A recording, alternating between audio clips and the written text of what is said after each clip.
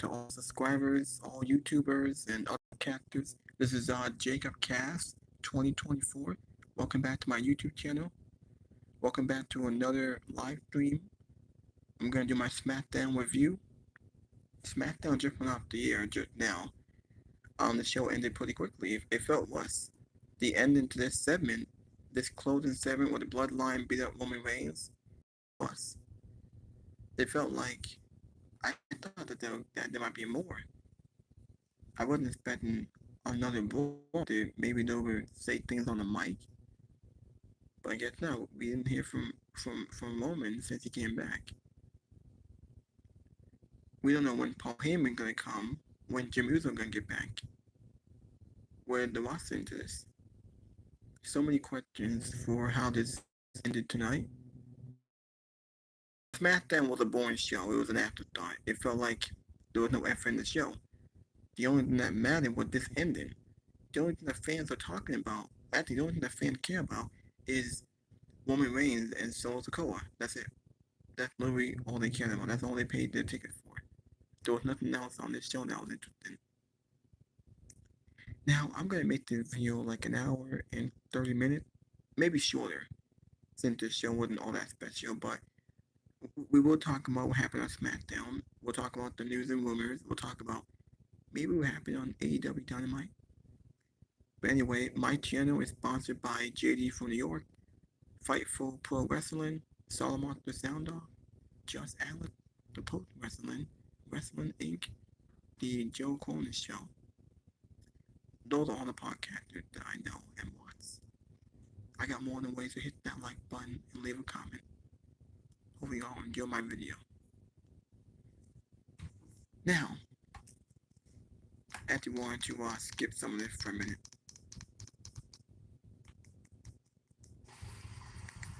Oh, whoops, my bad. Wanted to mute the volume. I actually wanted to mute the volume so I could show you guys the masses for next week.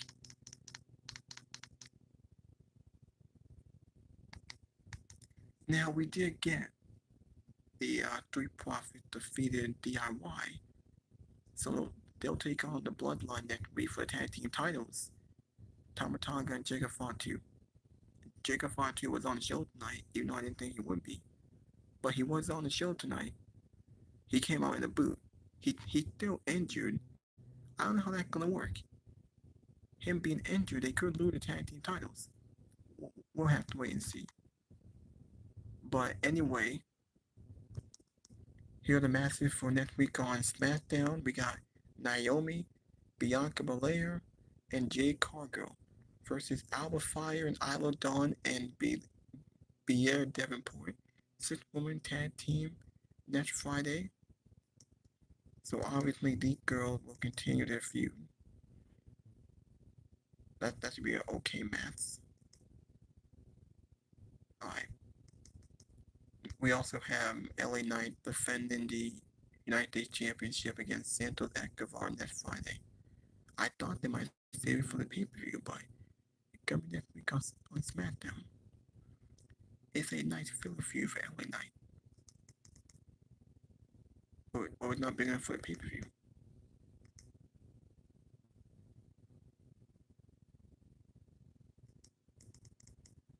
I could have sworn that there were more matches. Oh wait. Oh yeah, I forgot. That's the highlight for Monday Night Raw next week. Hold on. They only advertised this match for Monday Night Raw next week. Damage Control, the Pure Fusion Collection, Alba Fire, Isla Dawn, and a triple threat tag team match for the Women's Tag Team Championships. I'm not sure who's gonna win it. All could win it.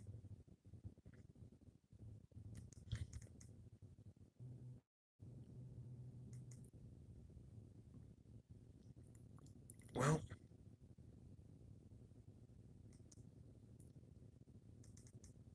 the only thing that people cared about was this ending.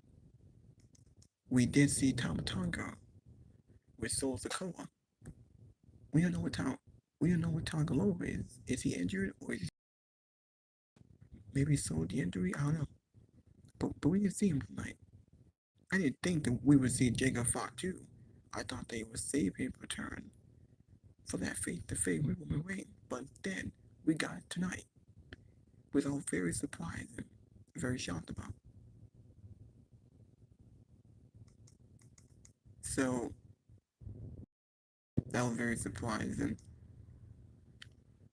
I didn't realize that Roman Reigns wearing the OTC. So they made a hoodie out of this. Last week he wore a shirt. He wore a shirt that said OTC. Now we have the hoodie. Man, they really selling the OT attire. The OTC getting over real fast. Oh my gosh, shirt. Now you got a hoodie. There's Jacob Fox too. Roman Reigns picked up the Uber Fire and got tapped by Jacob Fox too. You got to notice that Jacob Fox too, he's still injured. He still has his injured foot. He's in that boot. Still selling the attack. Oh, hope he doesn't wear it next week because he has to defend the tag team titles. Maybe we'll see Roman Reigns next week. Is he gonna screw the bloodline out of tag team titles, or is it gonna be Jimmy Uso's turn? If not, then I think the bloodline gonna retain because Jacob Fatu shouldn't be losing. He's not being pinned by the Street Profits. We'll have to wait and see what happens next week. But anyway, the show ended with the bloodline looking strong. It felt worse. This show felt worse. It really did. On the show, by like 9:56 or 9:57, it felt like that they could have gone a few more minutes, but it really did feel worse. I didn't think that we would get another brawl here because we got it last week. I was hoping we get Roman Reigns talking on the mic. Maybe talk about Solo being why he's the tribal chief, talk about why he attacked Paul Heyman and Jimmy Uso, or maybe talk about the loss of his father and his uncle. You gotta know that his uncle passed away. He passed away today. Alpha, um, Alpha and a Y. That Roman Reigns' uncle. He passed away today. They showed a highlight about his career in WWE and his life. There was a thank you Alpha chant. I was hoping that we would get him on the mic, but we didn't get that. The show ended with the bloodline standing tall.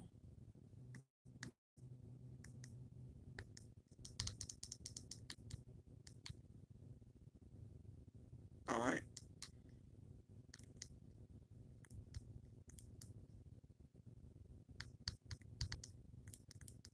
Alright.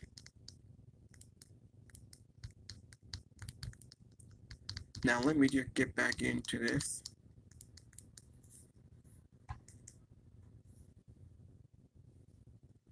Now, that's how SmackDown ended tonight.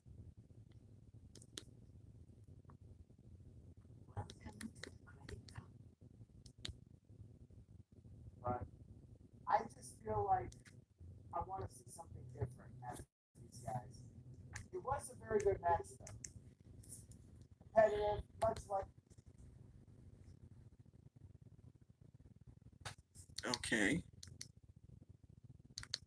Now,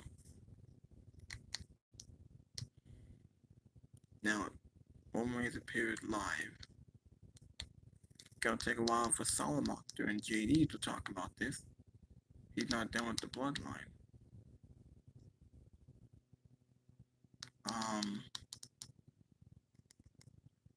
Now let's talk about the other things on this show.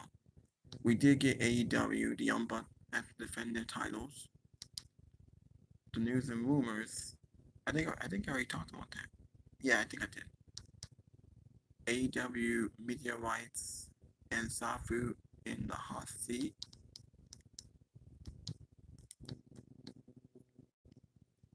Where's the fucking energy? Another heatless fight. AEW All In moved to Texas. All In It's gonna be in Texas next year, Saturday on July 12th.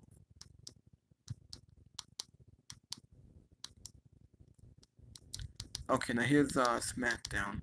The show opened up with a terrible segment with Nia Jax enters SmackDown in truly regional fashion because she won the Queen of the Ring and she's the women's champion. This is a celebration. This feels like a joke and a gimmick for Nia Jax, but wouldn't last that long. The segment was kind of garbage. There was nothing special. I mean, again, who cares about Nia Jax?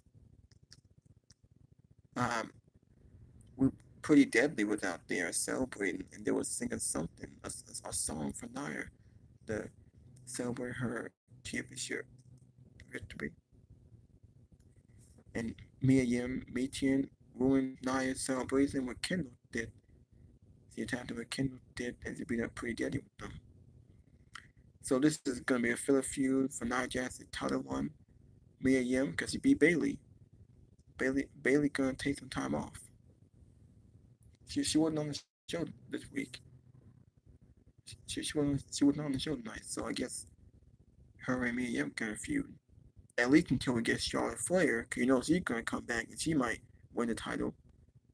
Maybe Tiffany gonna cast in. We don't know. Anyway, we had a pretty good match with Carmelo Hayes and Andrade. Carmelo Hayes is a chaotic melee with Andrade after win. He had a sneaky victory over Andrade, and they beat him up after the match was over. So these two, their feud gonna continue. Carmelo Hayes doing pretty good as a heel. Andrade is alright as a babyface. We had a backstage segment with Solo said he wanted Roman Reigns to take the World Follow from him. Wanted to acknowledge him. We had a pretty short match with Naomi and Bianca and Belair Davenport. How long this match went? 4 or 5 minutes? Maybe 6 minutes? I don't know. Match was short. Who gives a shit? Belair got one way to go. Naomi, she's not really doing much on SmackDown besides helping Jade and Bianca. Kevin Owens, we had a backstage segment with him in A-Town Down Under. He says he's sick of the disrespect. Now, we did get Kevin Owens and Grayson Waller tonight in a match. I, I think the match ended in a DQ. Or Kevin Owens won, I don't know. I wouldn't take a note, so I didn't really watch the match. I thought the match was just there. It's kind of boring. But either way, we got A-Town down. They attack Kevin Owens. Cody Rhodes comes out, stops A-Town Down Under with chair attack on Kevin Owens. He beat up Austin Theory and Grayson Waller. He had a face-to-face with Kevin Owens. And yeah. Now we know that Cody Rhodes is going to wrestle Kevin Owens at Bash in Berlin. It's just a one-off, just a filler feud. There's no story. This feud is like an afterthought. It's not that special. It's nothing too crazy. It's just there because they don't have any top stars for Cody Rhodes to feud with. There's no other top heel he can feud with. Kevin Owens is the only top star. At least until we get to Randy Orton or The Rock comes back. Now I'm curious, after he beat Kevin Owens clean, then I think it had to be Randy Orton. I'm not sure if Bad Blood would make sense. I mean, Bad Blood should be for more personal feuds. I think it should be The Rock. Kevin, that Cody Rhodes know where his head is at.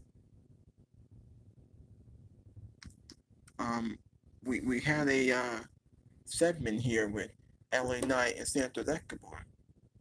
Knight vowed to beat Santos Escobar for their US title match next week. Now this is a filler feud for LA Knight. Like I said, everything on the show was filler except for the main event. Cody Rhodes and Kevin Owens, LA Knight and Santos Escobar. I thought that it might be on pay-per-view, but coming on SmackDown next week. Well, it's not really pay-per-view match. Santos hasn't been done once. LA Knight, he just getting started. He just getting over as your babyface. Well, we had a pretty good tag team match with the Three Profits and DIY. After we had Bobby Lashley, his contract is expiring. Same thing with MVP. So I guess they're gonna be done. They won't be on TV. We still have beef with the Prophet, but they don't really go anywhere. Three Profit, pretty much nobody on this show. Now they will face the Bloodline next week for tag team titles. I don't think they're winning. I don't think we need Three Profit tag team champions, but they are a good tag team, and they had a great tag team with DIY.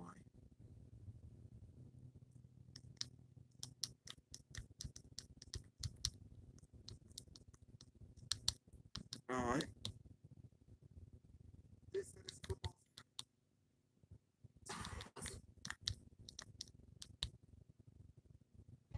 Modern look. Thick, absorbent layers. The piece now. But war happening just took off? Are you kidding me? Listen, when there's a war happening, that's the best time to take a little break. As I said earlier, Alpha NY died today at 81 years old. Raquel Rodriguez offers health update. 2W star moved to the Assassin website. Bobby Lashley reveals he recently had surgery after freak accident in France. I don't know what happened there or what that about, but he had some kind of accident in France and he had surgery. Maybe that's why he's been on TV for a while and why he hadn't wrestled. He hadn't wrestled since WrestleMania. Jacob Fatu's injury, it might affect him. It might affect him losing the tag team title.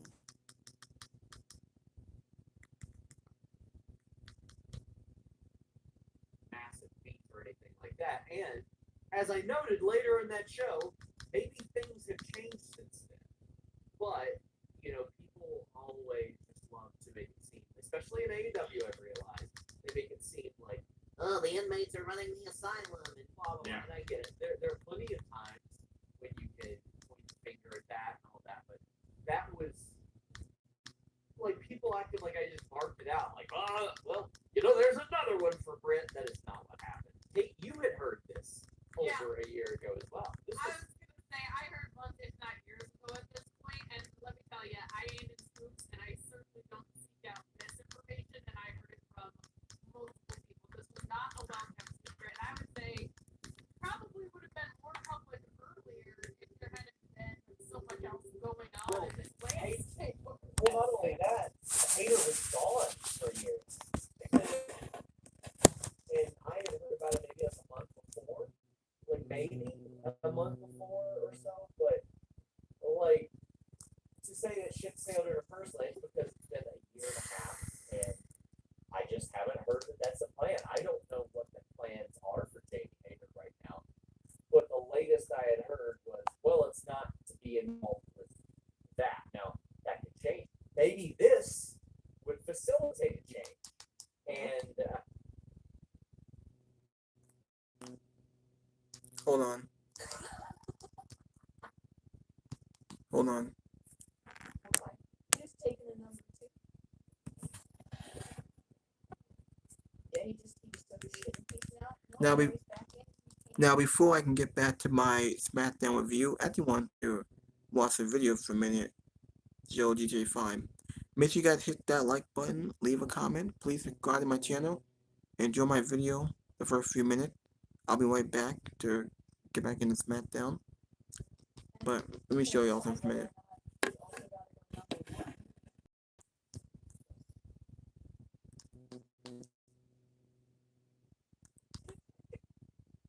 You're going to see what kind it is.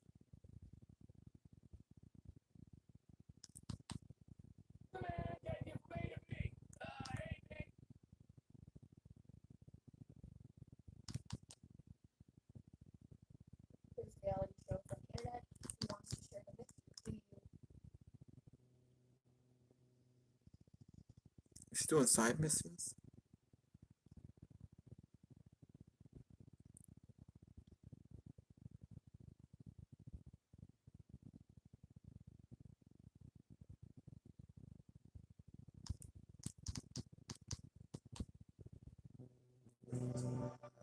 Okay, hold on.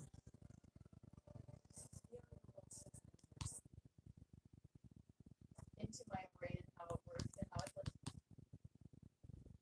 change.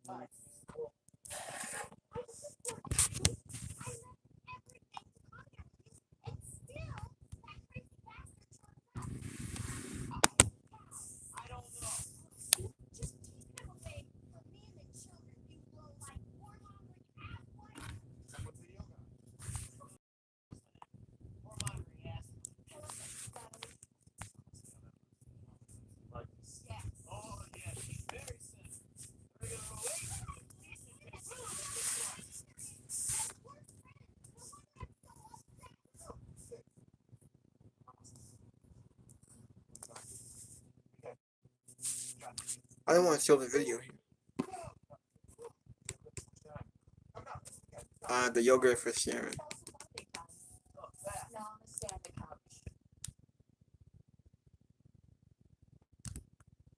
Hold on.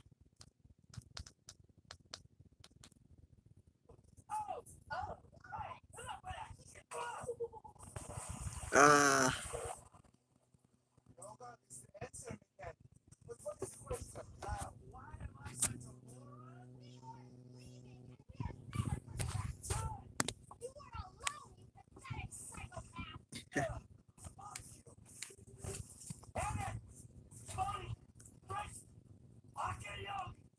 Yogi. Yogi Bear. Go to Jimmy's room? Oh, good God, why? Jimmy, he's still here. James, fuck off. Oh yeah, fuck you. You know what? If there was a rate button, I'd be using it right now. Unless you're a faggot and you like that sort of shit. Oh my God, go slap the shit out of him. Nice TV. That pay for that? Yeah, you smashed the other one, didn't you? Yeah. Alright, come on. I wanna go for a ride. I gotta meet a friend. Alright, so I'll go meet him with you. Come on, I wanna get out of the house. I'm not going alone. Come on. Just fucking bullshit. Bike ride round two. Bullshit. Threatening to molest your online buddies is bullshit. They're not my buddies. They're the only people you speak to. So where's your friend? Burger shot. Yeah, nice to see the kids are still hanging out at the burger joints. Yeah, the guys, you can go down to the diner after class every day. Toast close. Shame. Hey, Mr. Sanders. Yeah, you the kid selling Jimmy Black by the pound? Good. Nah, Jimmy, bro, you're dead. Fine. Come on, do this shit and let's get going. Yeah, you get that other thing? I'll Come on, what the fuck? Jim, Just hold on a second. Cinematic. They're on. yeah, move that. Hey, let's bounce. Bounce. We're bouncing. Is that what we're doing? Jesus fucking Christ.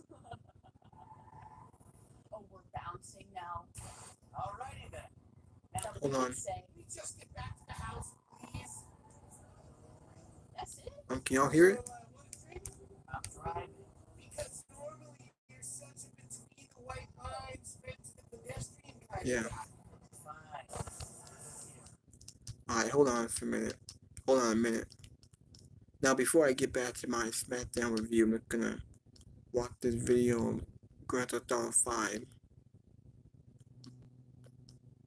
Hold on. Now, usually I would wait until the other podcast would get on, like JD from New York and Storm off the sound off. Hold on. Oh, okay. Alright.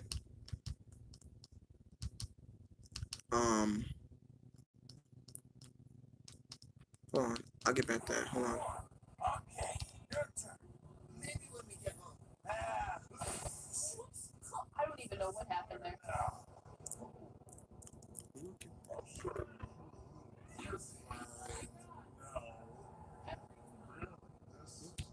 Wait. It's not me. What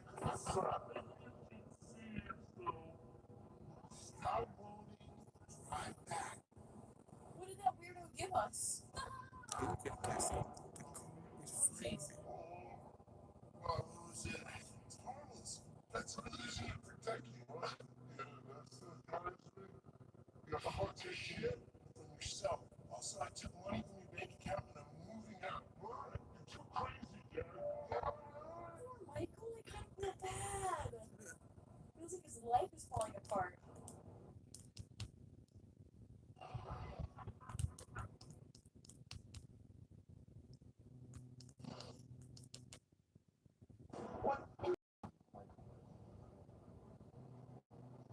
I always thought I was a good guy. I love this. What is happening? Situation. You ruined This game is chaos. What a murdering, cheating hypocrite. Alright. Finally lost your mind. Your recent behavior at the company you've been keeping already had me very concerned. Now you've taken to attacking my Fabian, who is a close friend. And then Jimmy said you took drugs while driving him in your car. We've decided to move out for a while. You promised me you'd change, and you haven't changed a bit. I know you say I always act like I'm in a movie, but this isn't that. I think I'm gonna speak to a lawyer. I'm just really confused. Please don't try to contact us and try not to get yourself killed. Amanda. Fuck.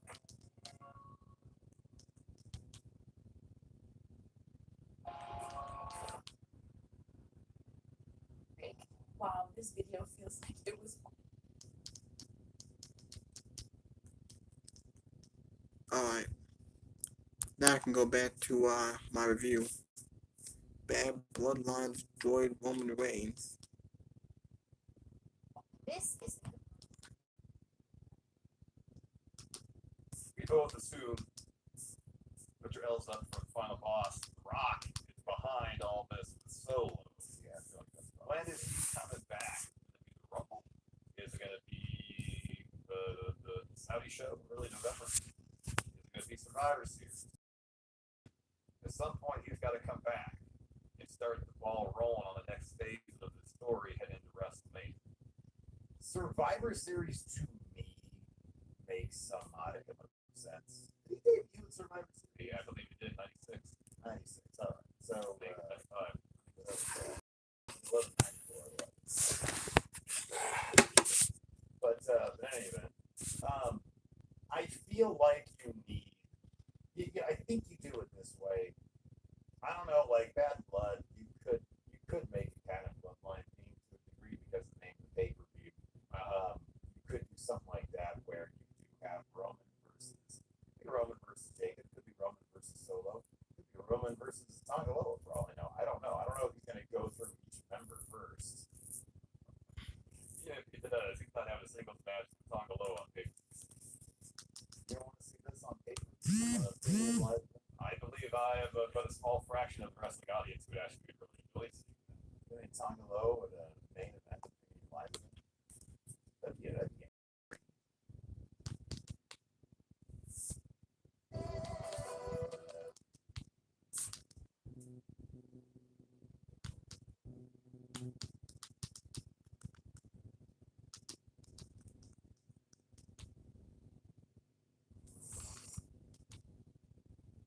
For the pharmaceutical industry, the two things that were missing were one, transparency, and two, I think I'm a huge. I know you are as well. And I'm trying to find the right way to phrase this, but because this WWE career, I think I hate to say this as like a negative, but it's just, I was supposed to say Twitter, but I'm just trying to stay away from Twitter as much as possible. But Instagram.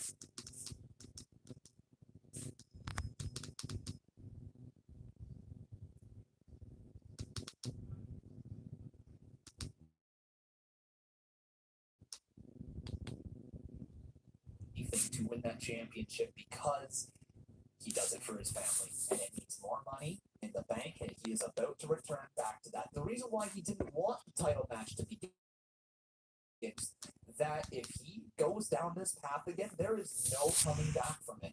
Cody Rhodes is one of his dearest, closest friends in WWE. He doesn't want to unlock that. Cody Rhodes has given him this golden opportunity, and even Kevin said today that I was an idiot for turning it down. What was I doing? And then he goes down to the ring, teases the old KO, and that moment where he's standing there with the steel chair in hand, and Cody puts it down first. Yeah, and he just drops at the same time. He's like, oh man, just that moment where we all thought, you thought it, admit it, you thought it was going to happen. 100% I thought it, and I also All right. really hitched his wagon to one company.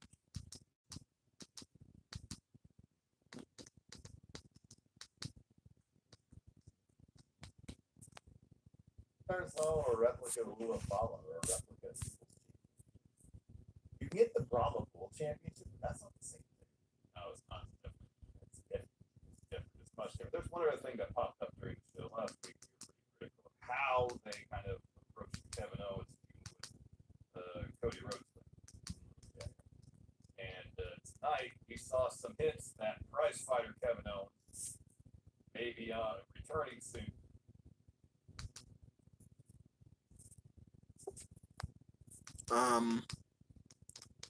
That all?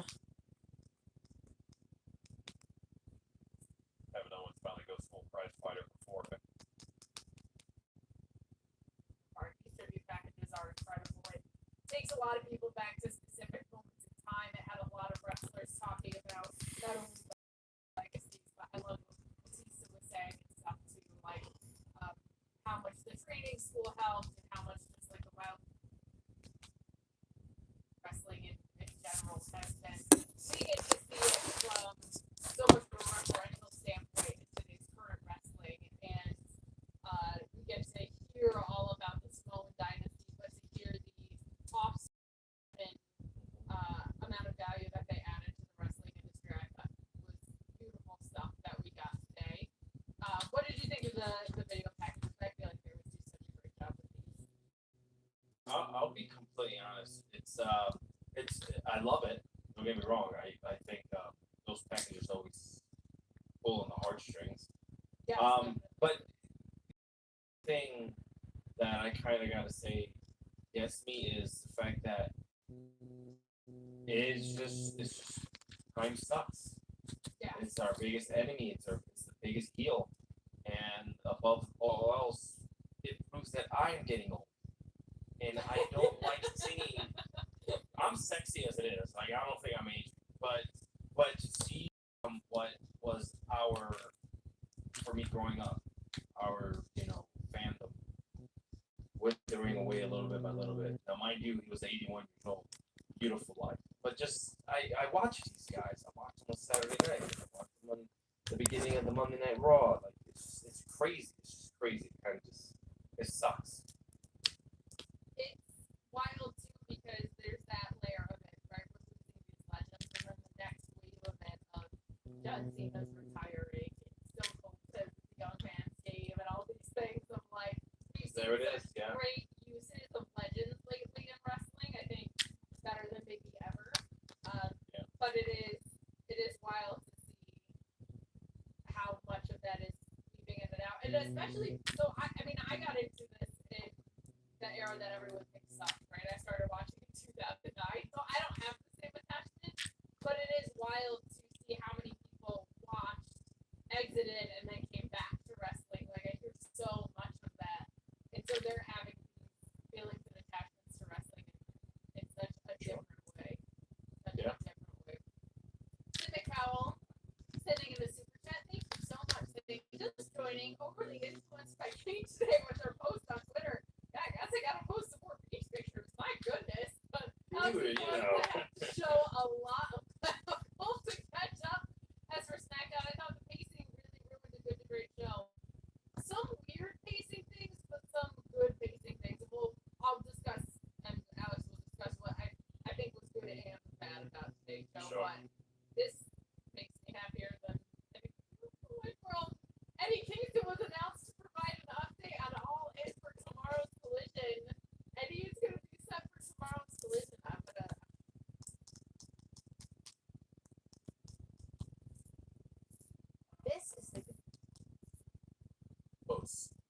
So it's just very eerie how they passed in such close proximity to each other. A couple months ago, the Wild Samoans were here, and now they're not.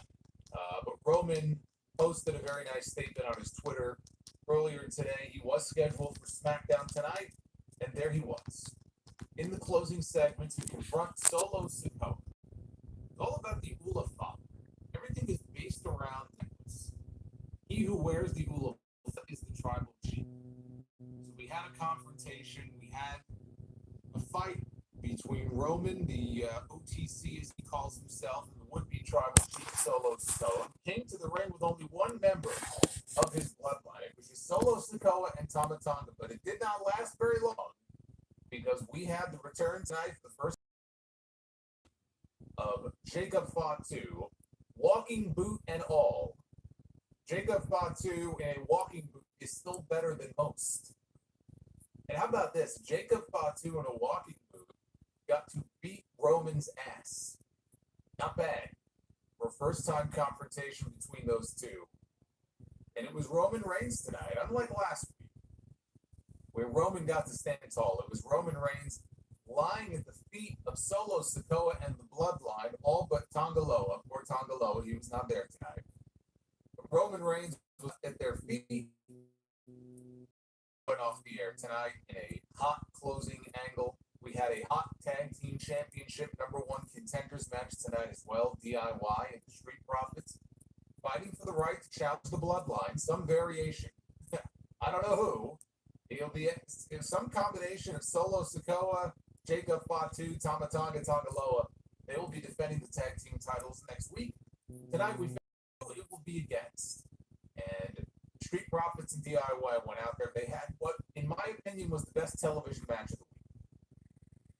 It's a close call because there's another match that I really liked, and I was kind of on the fence about which one I liked better. But I would say that it was the best television match of the week. We also had an opening segment. If that was the best television match of the week, the opening segment was the one of the week. But with two hot matches and a hot closing angle, I say that this SmackDown tonight was a thumbs-up show. Has not quite recaptured the magic that SmackDown was rocking there for a while, a few months ago. But it was an improvement over a lot of the recent episodes that we've had, so I give this a thumbs up.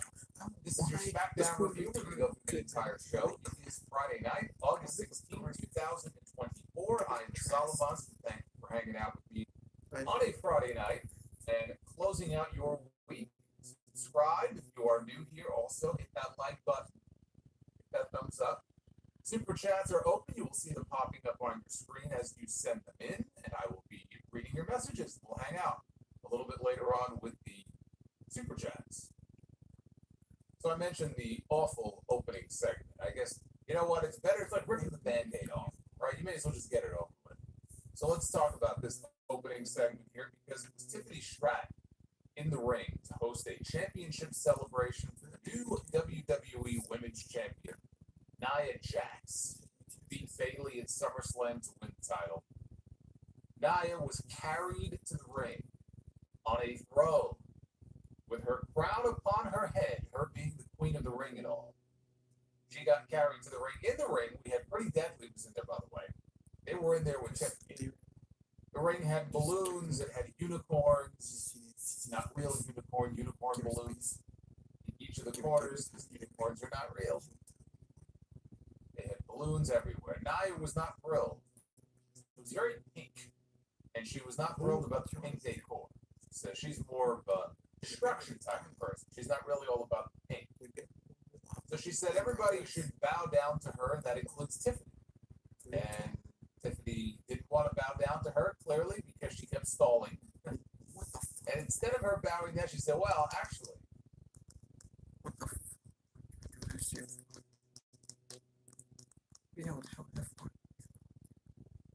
Let Raisin. I'll say all that.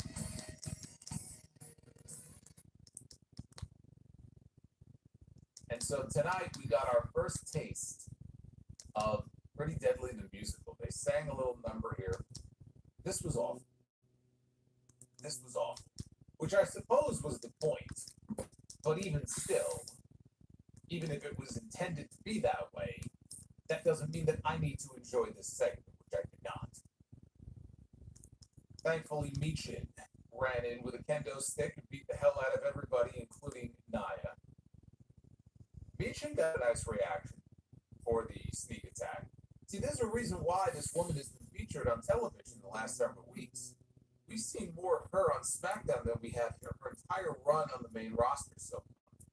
And it's been mostly little spots here and there, but it served the purpose. The reason that they were trying to reestablish her was because they were setting up for what would be an eventual women's championship match between her and Nia Jax. She came out here, she cleaned house, and look, Nia needs somebody to beat.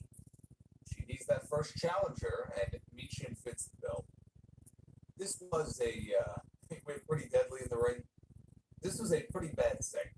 This was not a good opening to SmackDown tonight, but it did not drag on for too long, thankfully. We've had some awful segments, comedy segments like this before, especially under the previous regime, that would go on forever. Forever. Like, literally, they were trying to kill time. So they would come up with ways, especially on Mondays, they would come up with ways, how can we the misery as long as possible to get us to, the midway point of the first hour, right? I didn't time it, but this didn't go that long. So thankfully they kept it relatively brief. And I will say something nice about it, other than the fact that the best part about it was when it was over. But I will say something else nice about it. It sets up something for Michin. It's good to set up things for people in the middle of the card to do. Yeah, this is one of the things that Triple H has been working at.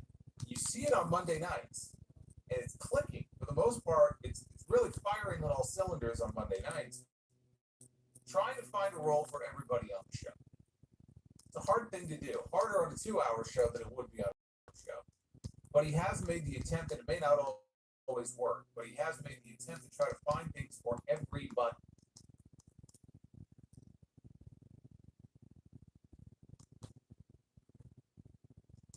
And he returns in grand style, bro. He returns in grand style. He is back at destroyed the original tribal chief, Roman Reigns, and Roman once again for a second week in a row got his hands on that Kula Fala. And Solo Sikoa looks like some geek. Jacob Fatu was there after Roman took care of Solo and Tamatonga. Where Tangaloa is, I have no idea. Probably looking for his eyes somewhere. But Jacob Fatu returned, destroyed Roman Reigns, threw him around ringside, threw him into the steel post, gave him a big Uso splash in the corner.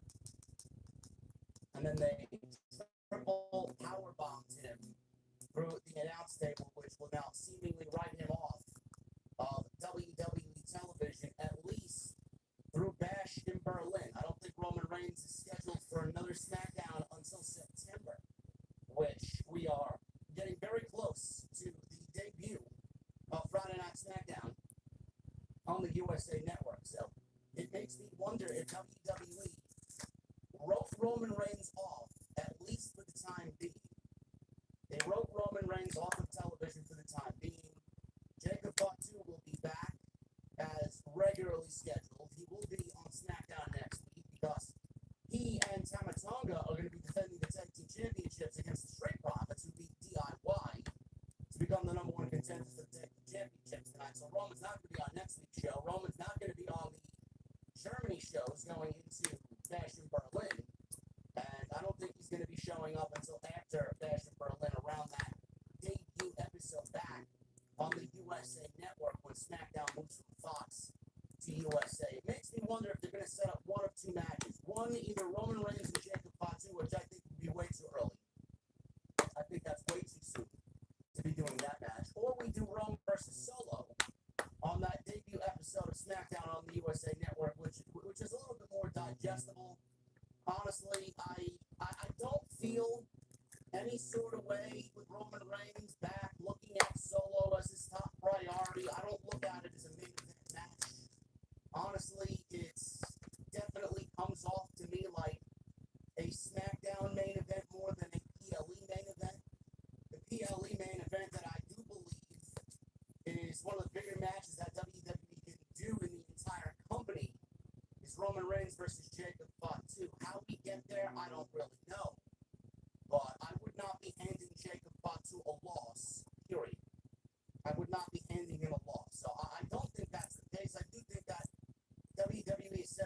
Reigns versus Solo Sikoa for that debut episode of SmackDown when they officially make their return to USA Network. So that's my prediction there. But I thought it was an effective angle. Solo doesn't really look all that great because he's been basically taken out by Roman now 2 weeks in a row. I mean, obviously, if WWE wants to create this illusion that there are two tribal chiefs, I mean, they're doing a piss poor fucking job of making Solo Sikoa look like anything tribal chief related. He looks like a schmuck. He looks like a loser. And he looks completely secondary standing next to Roman Reigns. Jacob Fatu, obviously, you know, everybody loves Jacob Fatu. Everybody's so high on Jacob Fatu. WWE clearly is high on Jacob Fatu. I mean, if I didn't watch this show weekly and you asked me as a fucking bare minimum viewer, who's the tribal chief in the bloodline? And I saw what happened tonight, I go right to Jacob Fatu. I'd say Jacob Fatu's the fucking tribal chief. I wouldn't say Solo Sikoa is the tribal chief. It's the way it came off to me. The WWE is set up for something big on that debut episode of SmackDown. That's my prediction. Street Profits. They wrestled DIY tonight in what I thought was a very good match. Very good match for television match standards. Gave you a little taste of what the black and gold used to be like in the tag team division. Nice to see tag teams wrestling with that type of excitement on a main roster television show, because we're certainly not getting it on Monday Night Raw. We're certainly not getting it on fucking Wednesday nights, I'll tell you that. But DIY and the Street Profits, man, I feel bad for DIY. They just can't catch a break. It really makes me wonder if Triple H is kind of gearing up to break up DIY and put Johnny and Ciampa in their own respective roles as individual solo performers. It makes me wonder, I mean, how many times can DIY go after the tag team championships and then just fucking fall short? Something's got to give. They lost.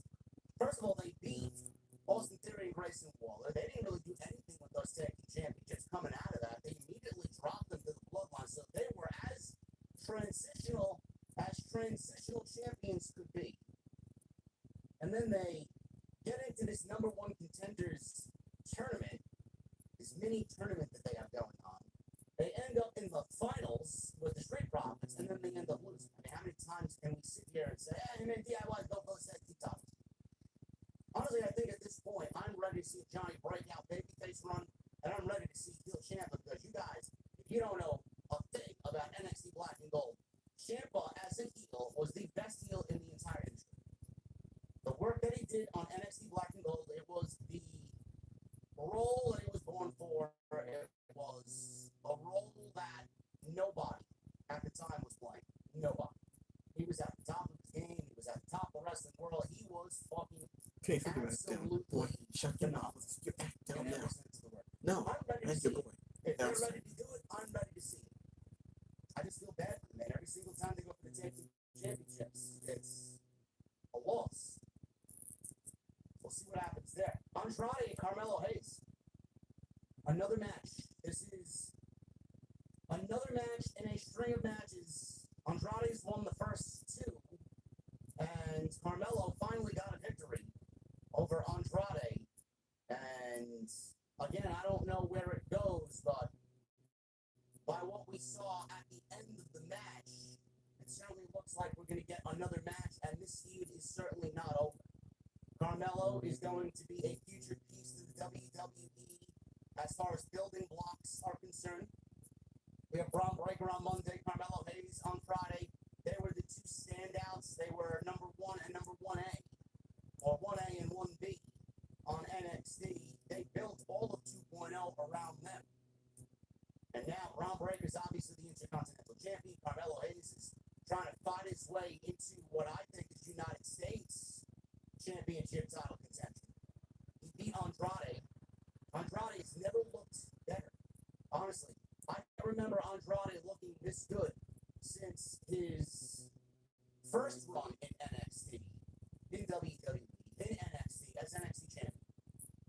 That's how far back we gotta go for Andrade. That's how good he has looked in this current run. It took a little bit for us to get here. It almost felt like WWE didn't know how to position him. They didn't know where to give him. They didn't know what role to give him. But the role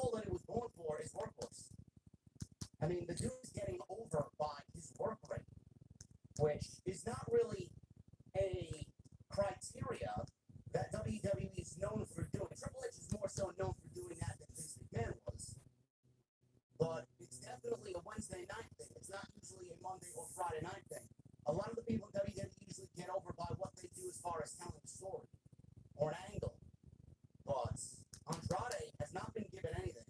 He's been told to go out there and fucking wrestle his ass off with Carmelo Hayes, and they've delivered banger after banger after banger, and the guy's getting over. He's getting over by his work rate. He's getting over because he's fucking great at what he does. That's a beautiful thing to see. And now if we can just get them to where they need to be, I mean, SmackDown is slowly but surely building their secondary division. Whatever the main championship division is, whatever the secondary United States Championship division is, they're slowly building that to be a credible United States Championship division. And we got Giovanni Vinci coming on in. We got Santos Escobar. We got Carmelo Hayes. We got Andrade. It's looking good. It's looking really good. Although SmackDown was a fun show tonight. I really did. It wasn't perfect. I mean, the opening segment was fucking absolute dog shit. But what we got afterwards and what we got to follow was really good stuff. I enjoyed myself tonight. It was more than adequate. It was certainly better than the shows going into SummerSlam. And the building blocks for Bash in Berlin and whatever comes after Bash in Berlin are being put into motion. So I like it. I like it. I like it. Very good show tonight. Very fun show. Friday night SmackDown. Thank you guys for all the support this week, man. We are rounding out yet another week right here on OTS. Having a great DraftKings and contract. In the ring, it feels like sometimes, but also creative. She's in the creative wilderness right now. Naomi is going to tag, though, with Bianca Belair and Jade Cargill next week against Alba Fire, Isla Dawn, and, of course, Blair Davenport. Pisco, 95. Thank you. Thank you, Pisco, for the 12, and the Juliet dropping 2. Thank you, guys. I'm going to be reading your messages here in just a little bit. We are speeding on through here, so get them on in. We had Kevin Owens, one-on-one with Grayson Waller. They showed the NXT champion Ethan Page in the crowd before the match began. That was his first time, unless he did some jobber duty 15 years ago that I'm unaware of. This was Ethan Page's first appearance on the main roster here in WWE. But again, they were in Orlando, so they had multiple NXT personalities that they showed in the crowd tonight.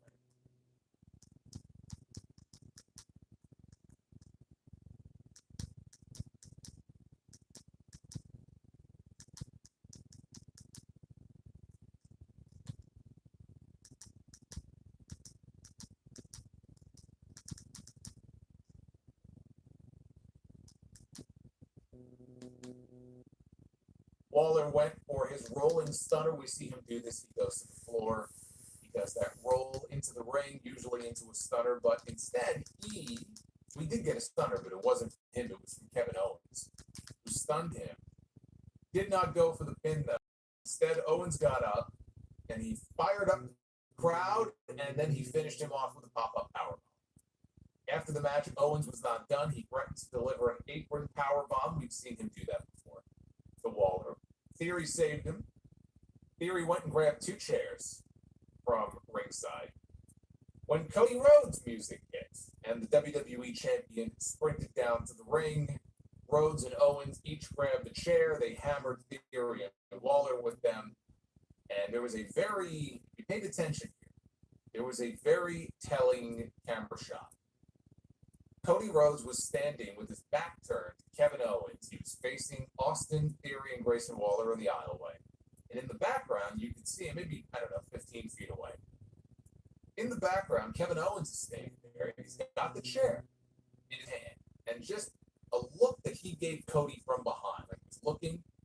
And I was waiting to see if Cody was going to turn around and Owens was going to hit him with the chair, but instead he dumped the chair. Or Cody turned around, he dropped the chair. Then Cody turned around. We had a stare down. Cody went over to go grab the WWE title that was on the mat, but Owens beat him to it. He picked the championship up first. And he ended up handing the championship to Cody without incident, and he left. That shot, though, of him holding that chair, seemingly contemplating something and then dropping it, I think was very telling. And so I think we are probably going to get a heel turn.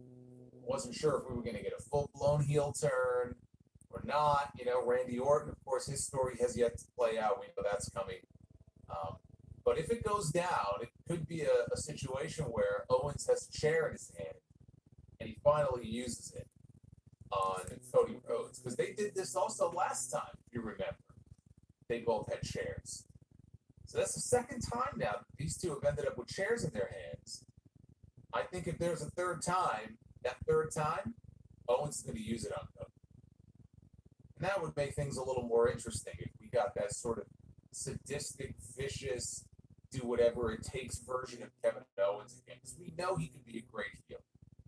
And it would make things more interesting if they wanted to do that and go in that direction. Again, I just don't know if they want Owens going full-blown heel, and then Randy Orton comes back and also goes heel. But, as I pointed out last week, they do need some help at the top of the card when it comes to top heels. They are lacking big time in top heels right now. They need at least one big heel at the top of the card. Two would be even better. You could get that in Owens and Orton if they wanted to. They are a vignette for Legado del Fantasma. They were all sitting in a restaurant around the table. Santos Escobar said that Angel and Humberto were demeaned. Week after week after week, they were being demeaned. He told them not to forget who they are. Escobar said Legado del Fantasma is not just a name, it is a legacy. That's right. It's a legacy of failure. Escobar said next week he will take the United States Championship from LA Knight. And he toasted to sending that piece of trash back to the trailer park where he came from, with everybody saying, Escobar. So then they cut to the arena live. They hit LA Knight's entrance music. Place exploded, as they do everywhere they go. The reactions that this man gets, it's no wonder they restructured his contract. They signed him to a longer-term deal. Apparently, he got a nice big fat pay raise. Good for him. He's worked to get this opportunity. I'm glad to see that he's finally getting it. I'm glad to see the fans are giving him these types of reactions no matter where they go every single week. They have found themselves a top babyface here. LA Knight walked out there with the U.S. title. He mocked the little dinner that he saw Legado was having. Said Escobar is trying to convince everybody to just be like him. Knight said that he would put Escobar's churro in the dirt next week with a BFT. He then said that he didn't have time to worry about some cross-eyed half-wit.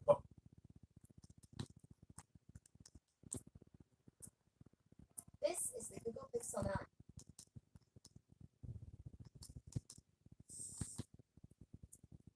I like a nice deep purple too. No pun intended. I worried Tiffany here asked if she didn't like it. Nia said Tiffany is so good to her, but it's not really her style. Keep that in mind. Keep that in mind, man. She said her style is more destruction, which she proved when she destroyed Bailey at SummerSlam. She said everyone in the locker room better bow down to Queen Nia. Pretty dead. Told you. Pretty dead. Immediately kneel. Nia said, what better way to start than with you, Tiffy? Tiffy asked if she wanted her to bow down. Nia said she did. Right now. She wanted Tiffany Stratton to bow down to her. Now, I didn't see that happen. Also, she said it's an awful lot of pain. Not really my style, honey.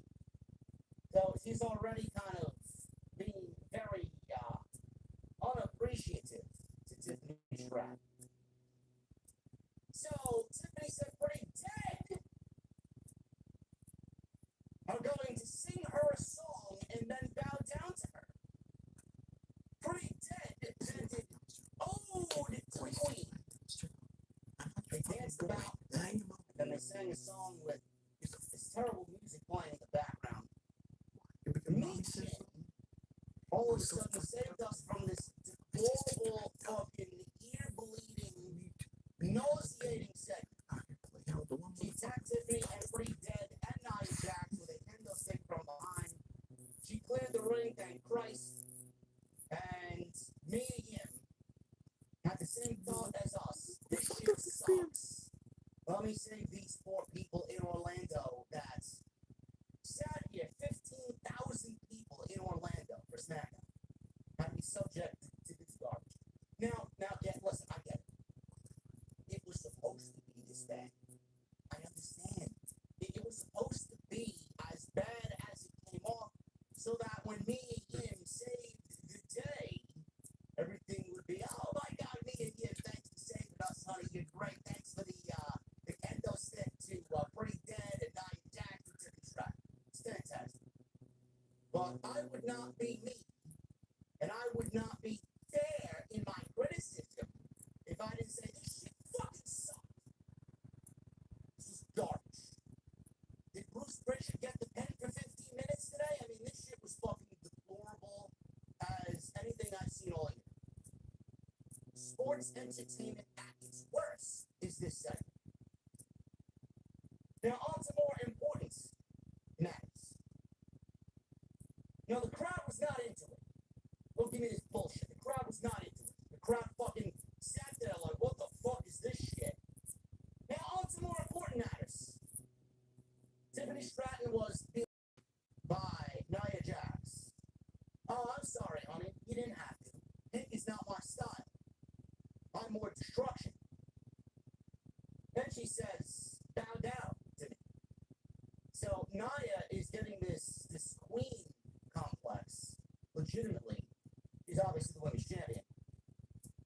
But she's going to be mistreating Tiffany Stratton to a point where when the cash-in comes, how many weeks are we going to see Tiffany Stratton being treated like a servant, like a clown, like a court jester to Queen Nia, because her ego has gotten so big that she forgot who her friend was in Tiffany Stratton. In this case, I don't really think she understands the type of person that she's befriending in Tiffany Stratton. Tiffany Stratton just exudes, I'm going to stab you in the back when you least expect it, and I'm not your friend, bitch. Wait a minute. Wait, so it's also not me? It's off to me and everybody else. It's also not me? Keep in mind that you're You going already to told me I was doing Nia Jax this. belittle Tiffany Stratton for the next several weeks, and then when enough is enough, she's going to cash in that briefcase and she's going to be the new women's champion. That's the story that we're going with here for Tiffany Stratton and Nia Jax. This opening segment was terrible. I would prefer to never see anything with Pretty Deadly singing ever again. They're not a bad tag team, but their shtick just never appealed to me. I don't get the hype. I really don't. I don't get the hype for a lot of people that the fans like on social media. I don't get the hype for Pretty Deadly. I don't get the hype for Nia Jax. I don't get the hype for Daniel Garcia over on maybe NXT, on AEW. I don't get the hype for Hologram. There's just some people I don't get the hype for, man. I don't understand the hype on that. I don't know. This shit sucked up. Then cut backstage to more terrible acting here. The terrible acting did not stop with the opening segment.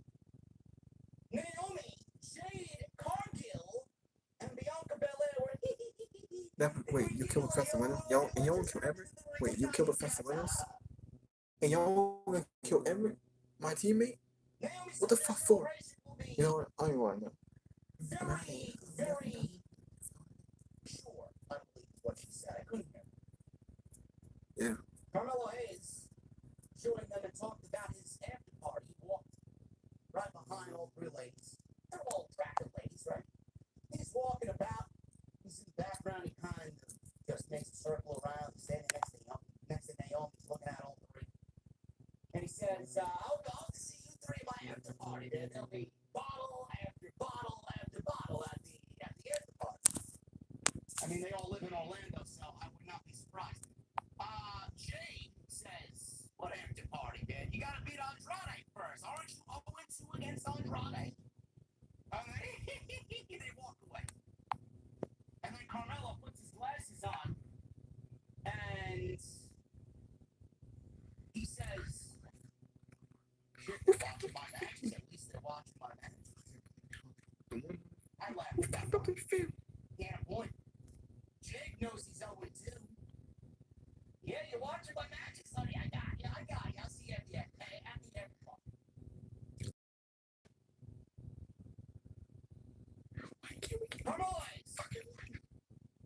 He goes one-on-one with Andrade in the third match of their unofficial best of 7.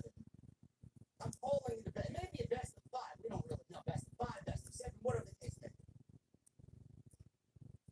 This bang. I don't know what else to say. This was a bang. Like I said in the open, Andrade, for the most part, on WWE television has been lost. He joined WWE. He went to NXT. It took him very long to get acclimated and to get his feet wet, to find a role. They didn't know what to do with him. All of a sudden, they pair him up with Zelina Vega. He starts to wrestle like a world champion. He wins the NXT World Championship. And he's never been. He gets called up to the main roster. And they took Zelina away from him for whatever reason. They knew he couldn't speak English. And they knew Zelina was a great leader. And they took that away. They left him to drown and die all by himself. I don't know why they did that ever in the first place. He eventually leaves. Goodbye. He joins AEW. Upon night 1, the first thing they want to do with Andrade is pair him up with Vicky Guerrero. Alright, sounds like a sound move. But it went nowhere, Andrade had some banger matches with Darby Allin and Pac. But I can't really tell you, Roosh, can't really sit here and tell you that Andrade had a successful run in AEW. His bank account might have been successful. As far as his career, and his career stalled. So he opted out. They let him go. He's back with WWE. His wife works for WWE, so I'm assuming that had a lot to do with it. He felt like with Triple H in charge, he might have a better shot on the main roster back on WWE. And again, it took him a little bit to get going. The first thing they wanted to do with him was put him in Legado del Fantasma, or feud him with Legado del Fantasma. All of a sudden, we start to see Angel Garza pursue Andrade, kind of trying to lure him into Legado. All of a sudden, we see that for 1 week, 2 weeks, and then they fucking drop that as if it never happened. Now, I don't know what happened there. I don't know if Andrade said, listen, I hear all the stereotypes, I see all the memes, all because I'm Mexican. Well, they also did that on Monday Night Raw a few months ago when Dominic was bringing Andrade into the Judgment Day. That was a few weeks going into WrestleMania, and then that was dropped real quickly. But show him what he can do, or show them rather what he can do. And he's been having banger after banger after banger. He's a great wrestler. Yeah, that Money in the Bank performance was very good. Kind of.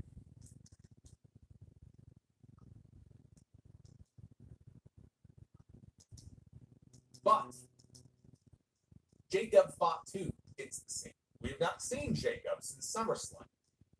Jacob Fatu out of nowhere delivers a super kick with a walking boot on. He has the walking boot still on.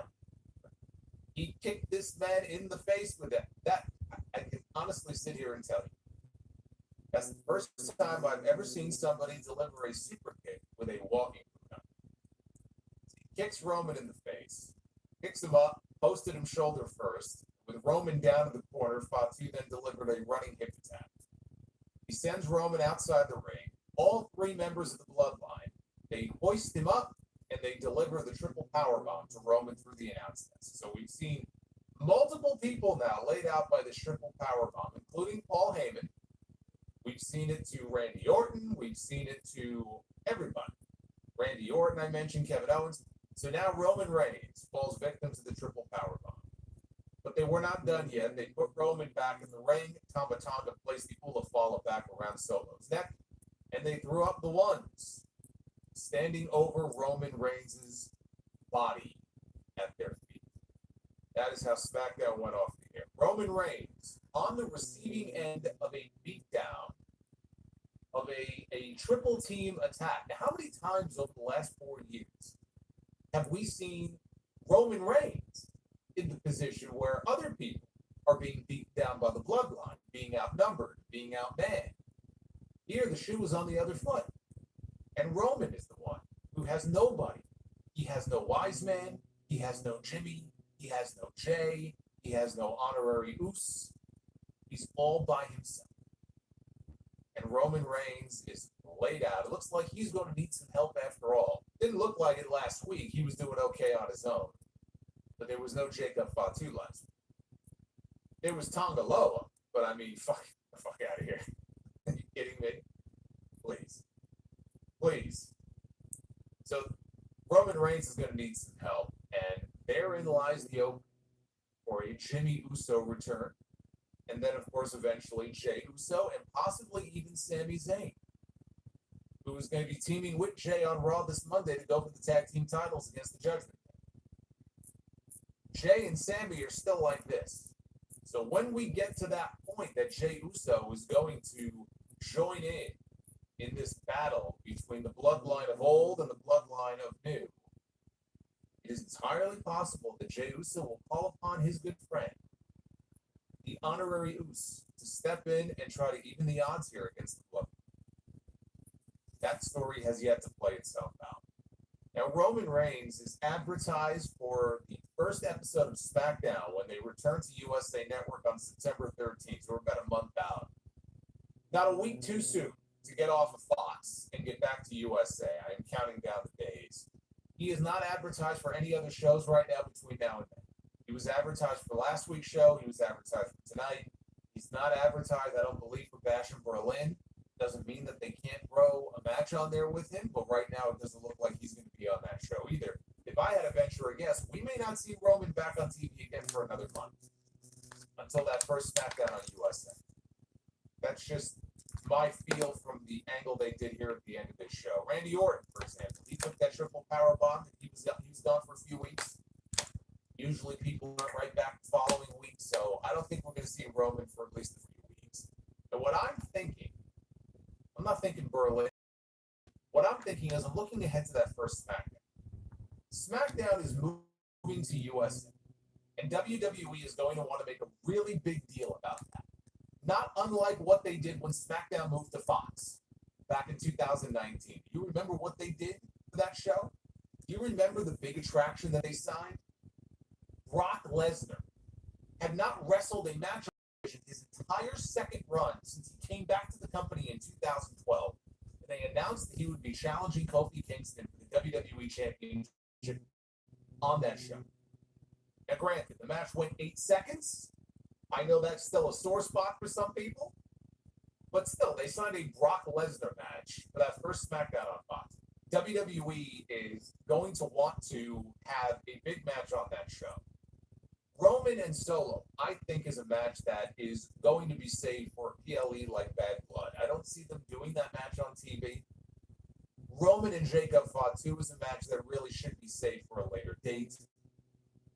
But Roman Reigns against Jacob Fatu for the first time with some kind of a screwy finish. You know, I wouldn't have Roman just beat Jacob, but you could do the match. You could do the match and have the bloodline interfere. Give us a taste of what we'll get in the future between those two. You could do Roman against Tama Tonga, one-on-one. I wouldn't bother with Roman against Tonga Loa. I mean, that's just a waste of time. So you could do either of those matches, or maybe they do some kind of a tag team match. Maybe we get Roman Reigns and Jimmy Uso on the same side. taking on two members of the bloodline. It could be Solo and Jacob. It could be Solo and Tama, right? Whatever combination of bloodline members that it would be. But maybe we get a tag team match. Solo and Tama Tonga are the two men who put Jimmy down in the first place when they did that injury angle to write him off of TV. So I think in the absence of Roman in these next few weeks, we may finally get the return of Jimmy Uso, then Roman, and maybe they end up on the same side. Because even Roman Reigns in a tag team match would still be a big draw for that first episode of SmackDown. So that's what I'm thinking. If I'm WWE, I definitely want to have Roman. How did it come out that way? I definitely, I'm telling you, man, I'm in pain. I definitely would want to have Roman on that show. Even if it's in a tag team match. I am going to find a way to get Roman Reigns on that first SmackDown on USA. That's what I think they're going to do.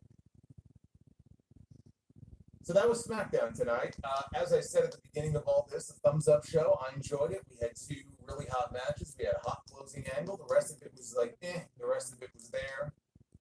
The opening segment was offensive to me, but again, it was relatively brief, so it is what it is. Let's take a look at the Twitter poll, see what you guys thought of SmackDown from Orlando tonight. 73% thumbs up rating for tonight's show, 17.3% thumbs in the middle, and under 10%, 9.7% thumbs down. A pretty good score for SmackDown tonight at Solomonster on Twitter, where you can go to vote. Like I said, I safely go with a thumbs up for this fantasy football season. Last week, says Mr. Dynamite, we've had some bad SmackDowns. Oh, wait, what? Jacob's been one of the saving graces of the show when he's there. But ever since then, SmackDown just has not been at its best, let's say. Tonight was, I thought, a good. It's gonna be interesting, man. I'm loving what they got going on here with Carmelo and Andrade. Both guys are so much better off than they were 2 months ago, just by working with each other 3 times so far on Friday.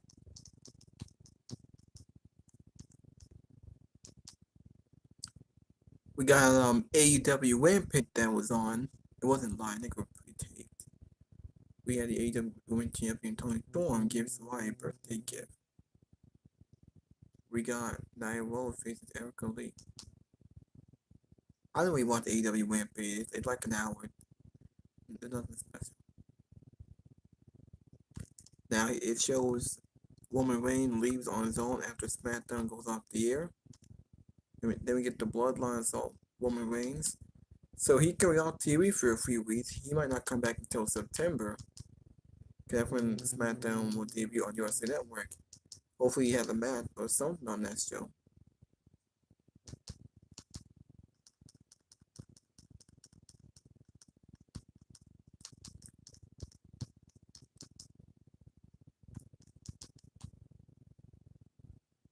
We got another Giovanni Vinci vignette aired with some Italian music playing in the background. Said he was living the dream, and his next goal is to conquer Friday Night SmackDown. It showed him in Las Vegas with a woman and a beautiful sports car. He took off his sunglasses and his spot. I am eagerly anticipating Giovanni Vinci on Friday Night SmackDown. You guys don't know Giovanni Vinci? You guys have slept on Giovanni Vinci. He is top tier performer. He is incredible in the ring. I'm very interested to see what they do with him as a sole act now that they removed him from the group. Very much looking forward. Naomi. She went one-on-one with Blair Davenport. Well, since I think I made it long enough, I probably should just skip it, because I don't think I need to probably should end the video. I think I made it long enough. Thank you for watching. Thank you for all support. Make sure you guys hit that like button. Please subscribe to my channel. I'll be back with more. I'll just end it right here. I'll see y'all later.